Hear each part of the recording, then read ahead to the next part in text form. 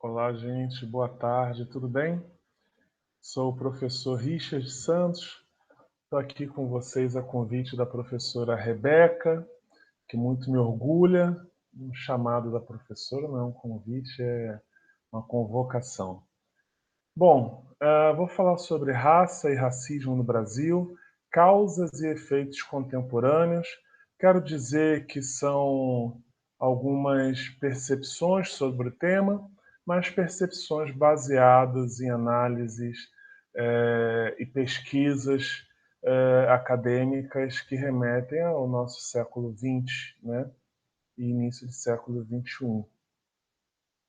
Fiz um roteiro aqui para o nosso encontro, preparei um escrito para que a gente não se perca e já me coloco à disposição para quando a professora Rebeca julgar necessário, a gente fazer um bate-papo online, né, de forma remota aqui. Desejo que todos estejam bem, com saúde e abençoados nesse momento que passamos. Bom, traçar essas breves linhas sobre a perspectiva de raça e racismo no Brasil, como se formam os campos e visões sobre o tema, é recorrer à literatura histórico-sociológica sobre o processo que se debruça nas relações raciais transnacionais entre o Sul e o Norte global, associando distintas épocas e movimentações humanas para que possamos minimamente compreender como o tema é apresentado e interpretado na sociedade brasileira.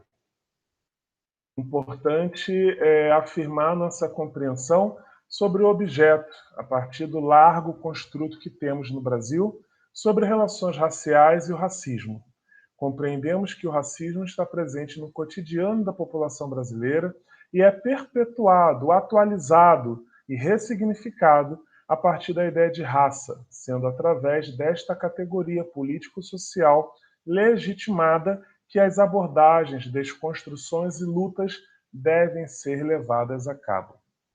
Coadunando com a professora Maria do Carmo Rebouças dos Santos, com base na corrente de estudos sobre racismo de longa duração e na corrente teórica que identifica o racismo como princípio organizador social, podemos compreendê-lo como uma consciência historicamente construída que ocorre desde a antiguidade, baseado no fenótipo que estabelece como inferiores os negroides africanos. No século XVI, com as grandes descobertas, o capitalismo e a escravidão africana e afrodescendente, o racismo se torna um princípio regulador de todo o ethos da modernidade. Bom, se é fato que o racismo e a racialização dos seres humanos dividem por classes os animais racionais, destacando o fator pele clara, brancos ou quase brancos, como parte de uma elite dominante ou associados a uma ideia, signos de elite dominante, e aos de pele mais escuras, não brancos, como signo de subalternidade, é possível dizermos também que o animal racional, que é o ser humano, utiliza da classificação das coisas para reconhecer, distinguir e imputar sentido à sua compreensão do mundo. É o que aponta o professor Kabengele Munanga sobre essa necessidade de classificação humana. E aqui, entre tantos outros estudos da área, utilizaremos o dele e de Muniz Sodré como basilar de nossa contextualização. Sodré é enfático ao afirmar as conformações e interesses racialistas da elite hegemônica branca brasileira. Sentencia que não existe uma identidade negra, entre aspas, originária, construída naturalmente a partir da cor da pele, raça, ou da mentalidade, etnia. Tal identidade aparece na história a partir da discriminação cultural operada por indivíduos, e grupos de cor clara. Estes, por sua vez, só se reconhecem como identidade branca ou euro-ocidental, entre aspas, no contexto relacional com os ditos não brancos ou não ocidentais. A Benguele Munanga nos informa que a variabilidade humana é um fato empírico incontestável, que, como tal, merece uma explicação científica. Os conceitos e as classificações servem de ferramentas para operacionalizar o pensamento. É nesse sentido que o conceito de raça e a classificação da diversidade humana em raças teria servido. Porém, esta cognição natural ao animal racional desembocaram uma operação de hierarquização que pavimentou o caminho do racialismo. A classificação é um dado da unidade do espírito humano, com a preocupação de facilitar a busca e a compreensão. Parece que o ser humano, desde que começou a observar, desenvolveu a aptidão cognitiva de classificação. A primeira tentativa consiste em distinguir os seres animados dos inanimados, os minerais dos vegetais e os vegetais dos animais. Entre os animais, não há como confundir um elefante com um leopardo, uma cobra com uma tartaruga. São todos animais, porém diferentes.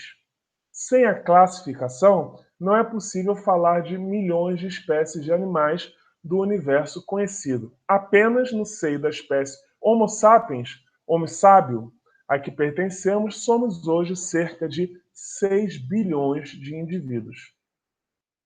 Nessa enorme diversidade humana que somos, da mesma maneira que distinguimos os distintos animais não humanos, não podemos confundir a variedade de culturas, signos e códigos que representam a humanidade, a variedade humana entre um sul-africano e um nigeriano, ou entre esses dois e o brasileiro negro do Rio de Janeiro, ou mesmo entre esse negro carioca como eu com um negro nova-iorquino.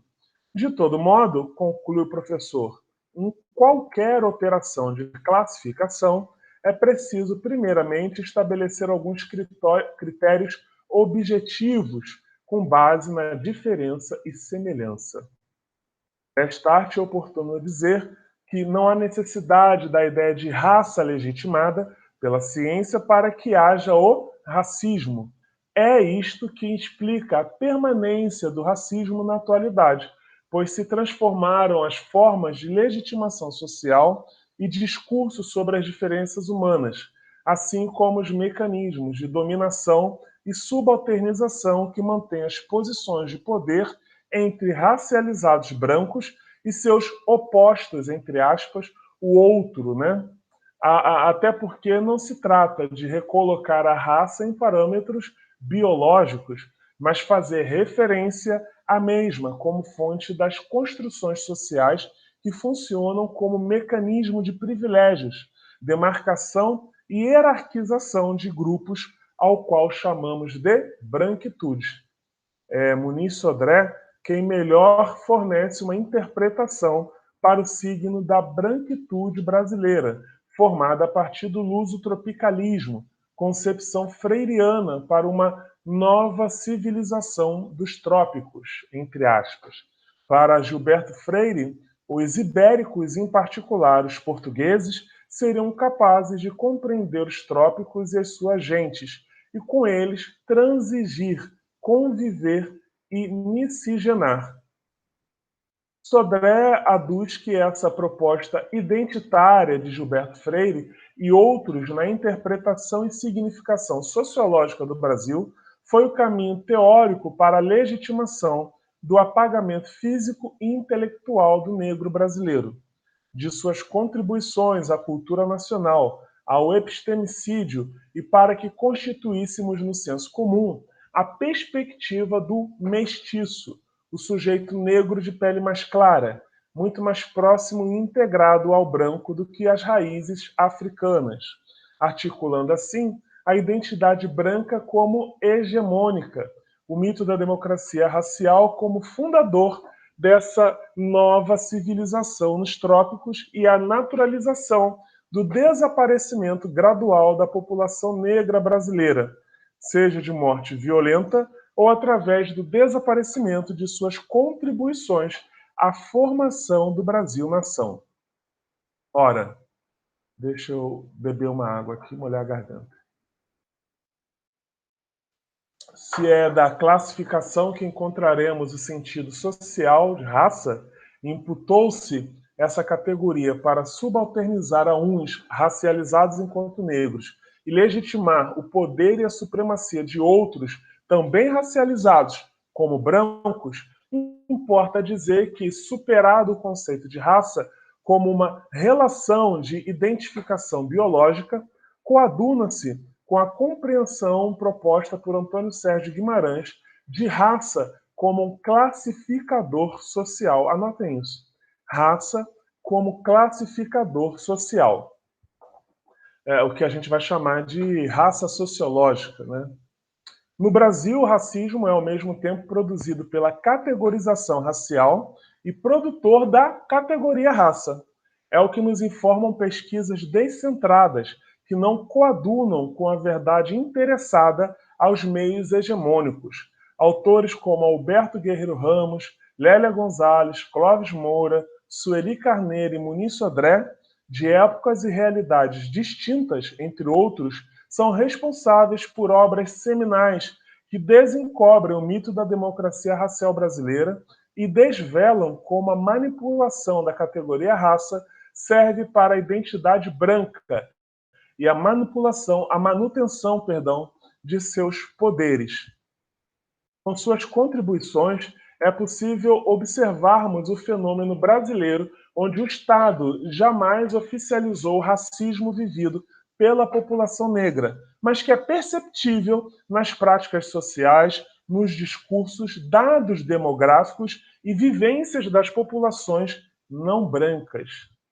A pesquisa pioneira no país foi desenvolvida por Carlos Rassenbaum e contribuiu para que o grupo de pesquisadores e militantes críticos e distanciados do mito da democracia racial aprofundasse a compreensão de que raça é componente importante nas estruturas sociais, ou seja, a exploração de classe e a opressão racial se articulam como mecanismos de exploração da população negra, e esse processo resulta nas desigualdades experienciadas pela nação.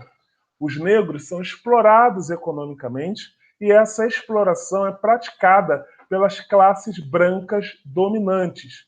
É nesse sentido que Antônio Sérgio Guimarães contribui com a sua teorização de raça para a realidade brasileira.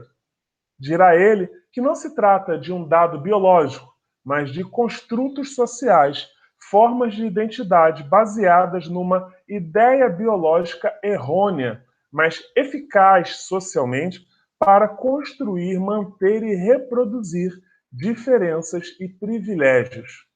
Com a perspectiva de raça no contexto sociológico em mente, é que será possível compreender que a existência de raças humanas não encontra qualquer comprovação no bojo das ciências biológicas. Elas são, isso sim, plenamente existentes no mundo social, produzidas em formas de significação, interpretação, classificação e de identificação que orientem as ações dos seres humanos para a dominação. Aí estão as relações de poder, né? Desta perspectiva que é possível compreender o dispositivo analítico de racialidade, que é, por exemplo, maioria minorizada, como uma proposta de subversão da categoria de raça como subalternizador, ainda que com as raízes diretamente adubadas por esse solo racializado. Maioria minorizada é articulada como uma imagem idealizada e paradigmática, uma revelação das relações ideológicas alienantes e de poder social. Um caminho frutificado nas análises e vivências da população negra brasileira. Por fim, para encerrarmos o que eu estou chamando aqui de primeira parte, algo introdutório, voltamos a Muniz Sodré, quando vaticina que a relação social racista se impôs com mais força à consciência pequeno-burguesa no Brasil depois da abolição da escravatura, exatamente no instante em que as antigas hierarquizações sociais sentiram-se mais ameaçadas.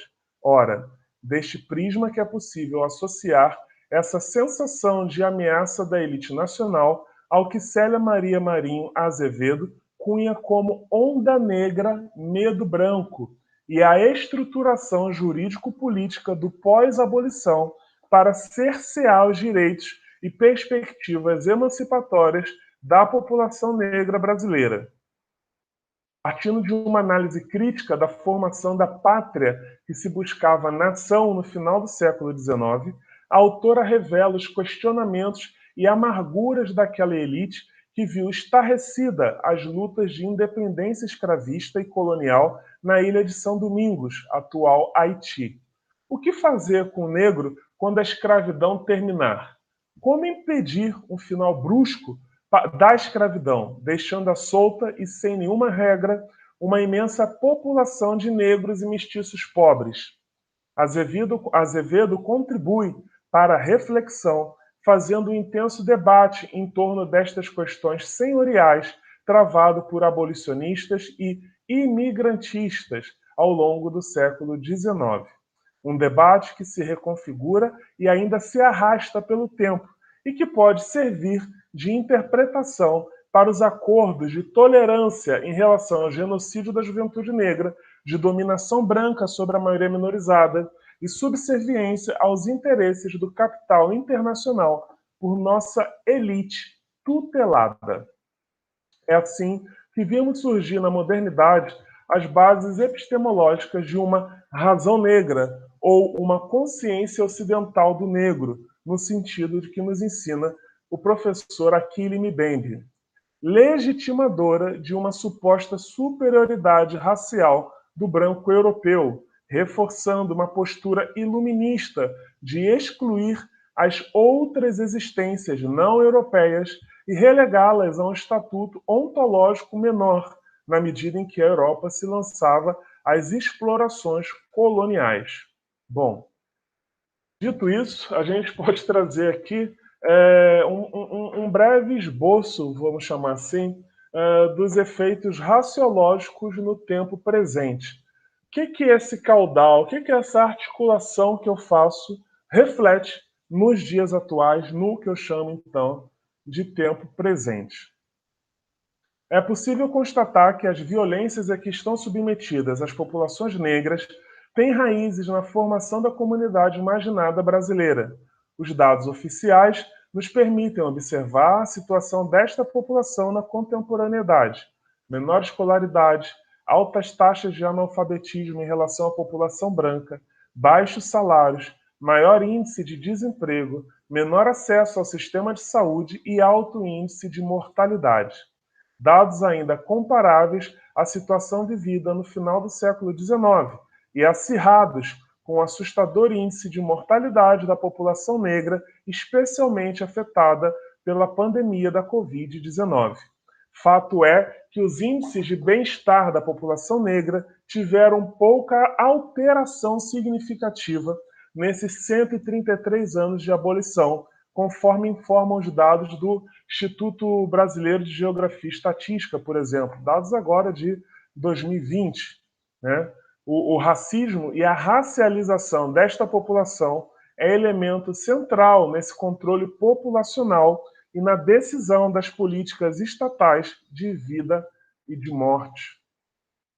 Os resultados práticos do que Achille Mbembe conceituou como necropolítica e Abdias Nascimento de genocídio programado da população negra brasileira saltam aos olhos quando nos debruçamos sobre os índices de atendimento básico e mortalidade desta população na pandemia do Covid-19. Pesquisa realizada pelo Instituto Polis sobre dados da população negra na cidade de São Paulo, pesquisa agora de 2020, aponta que homens negros são os que mais morrem pela Covid-19 no país. São 250 óbitos pela doença a cada 100 mil habitantes. Entre os brancos, são 157 mortes a cada 100 mil. Os dados são do período anterior as novas variantes da Covid-19, cujo Brasil, agora em 2021, tornou-se um laboratório de reprodução e estudos do vírus devido à inércia do governo federal em articular uma política nacional de combate à doença. Ao contrário disso, agir com negacionismo e incentivo ao não cumprimento das orientações sanitárias da Organização Mundial da Saúde. Assim, o Instituto Polis analisou casos da cidade de São Paulo entre 1º de março e 31 de julho de 2020. Entre as mulheres, as negras também morreram mais. Foram a 140 mortes por 100 mil habitantes, contra 85 mortes por 100 mil entre as mulheres brancas.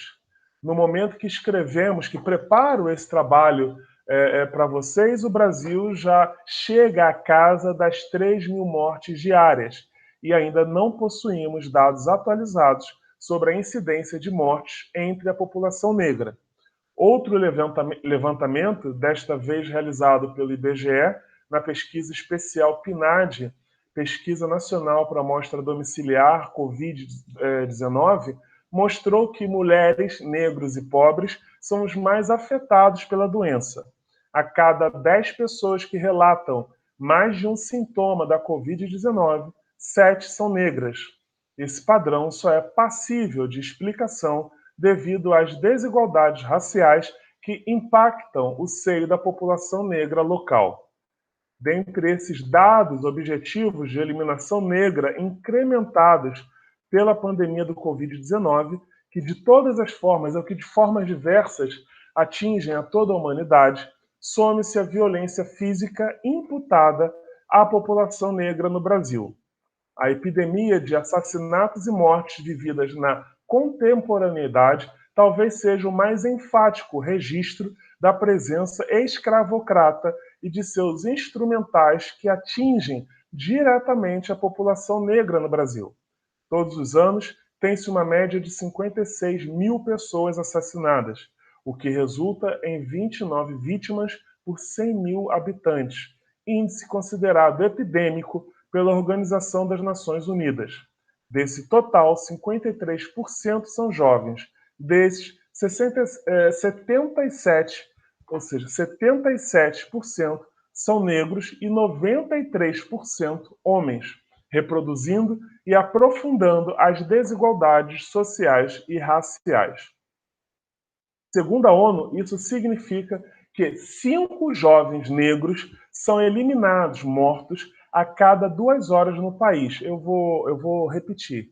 Segundo dados da ONU, significa que 5 jovens negros são eliminados, mortos, a cada 2 horas no Brasil, totalizando 23 mil jovens negros mortos por ano, sem contar a pandemia. Os dados desse estudo foram facilitados e publicizados pela Comissão Parlamentar de Inquérito, CPI do Senado, sobre o assassinato de jovens realizada no ano de 2016, apontando também que mais de 80% dos casos de assassinatos de adolescentes e jovens negros foram por arma de fogo. Outro estudo, o Atlas da Violência, de 2017, apresenta a população negra como alvo preferencial de eliminação violenta, de acordo com o levantamento correspondente à maioria, 78, corresponde à maioria, 78,9% dos 10% dos indivíduos com mais chances de serem vítimas de homicídios, com risco 23,5% maior de ser morta em relação a brasileiros não negros. Já observado o efeito da idade, escolaridade, sexo, estado civil e local de residência. Some-se a isto o desestímulo à educação, a falta de acesso à escola, insuficiência de vagas e invisibilidade cultural e epistêmica no processo de aprendizagem. Esta que dificulta as relações de identificação e pertencimento do sujeito com o espaço de saberes que deveria ser a escola nos seus mais diferentes níveis. Talvez também por isso vimos os índices educacionais que confirmam a violência e sistemática exclusão dos não brancos, negros principalmente, do sistema de ensino regular.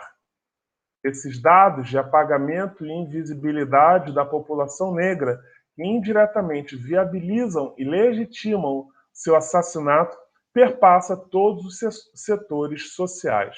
Estudo da Agência Nacional de Cinema, Ancine, publicado no ano de 2016, confirma a minoridade dessa maioria populacional nas telas brasileiras, em que pese 54% da população brasileira ser composta por pessoas negras, nos filmes brasileiros de 2016, os negros representavam apenas 13,3% dos personagens.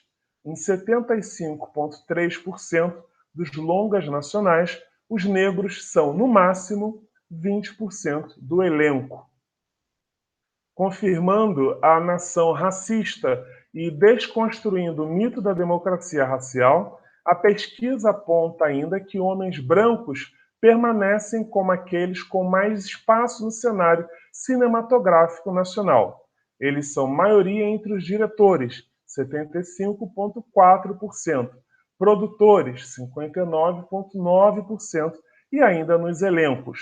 Eles são maioria entre os diretores, produtores e na composição, veja bem, do elenco total, contribuindo para a imagem branca de um país negro e alimentando a minorização da maioria. No caso das mulheres negras, elas simplesmente inexistem em diversas categorias. Exatamente. A mulher negra é apagada numa série de categorias. Não constam nem como diretoras, nem como roteiristas.